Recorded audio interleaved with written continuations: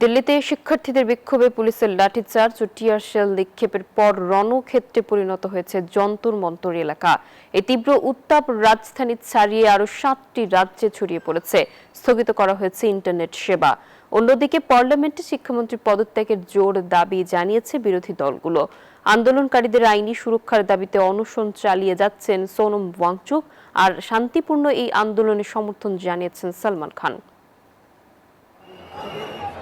ভারতের সংসদ মার্গ ও যন্তর মন্তরে আন্দোলনকারীরা শিক্ষার্থীদের ছত্রভঙ্গ করতে বেধড়ক লাঠিচার্জ ও কাঁদানে গ্যাস ছুড়ে পুলিশ। জবাবে বিক্ষোভকারীরা ইট পাটকেল নিক্ষেপ করলে মুহূর্তেই রণক্ষেত্রে রূপ নেয় পুরো এলাকা। দিল্লির এই ক্ষোভের আগুন ছড়িয়ে পড়েছে মহারাষ্ট্র, পশ্চিমবঙ্গ, বিহার ও হায়দ্রাবাদ সহ অন্তত 7টি রাজ্যে। এসব স্থানীয় ছাত্র বিক্ষোভের পাশাপাশি পুলিশের সঙ্গে ব্যাপক ধাওয়া পাল্টা ধাওয়ার ঘটনা ঘটেছে। সাময়িকভাবে বন্ধ রাখা হয়েছে ইন্টারনেট পরিষেবা।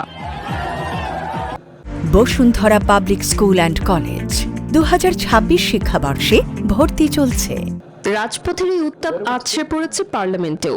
শিক্ষার্থীদের ওপর এমন পুলিশের নির্যাতনের তীব্র প্রতিবাদ জানিয়ে রাহুল গান্ধী সহ বিরোধী দলের নেতারা অবিলম্বে কেন্দ্রীয় শিক্ষামন্ত্রীর পদত্যাগ দাবি করলেও তা সরাসরি প্রত্যাখ্যান করেছে সরকার।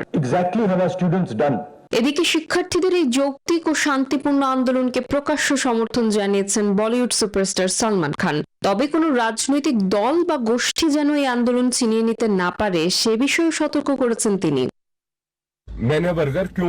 অন্যদিকে পুলিশের হামলার চরম মুহূর্তে ফাস্টফুডের দোকানে বার্গার খাওয়ার ভিডিও ভাইরাল হওয়ায় সিজেপির মুখপাত্র বিজেতা দাহিয়াকে বহিষ্কার করা হয়েছে।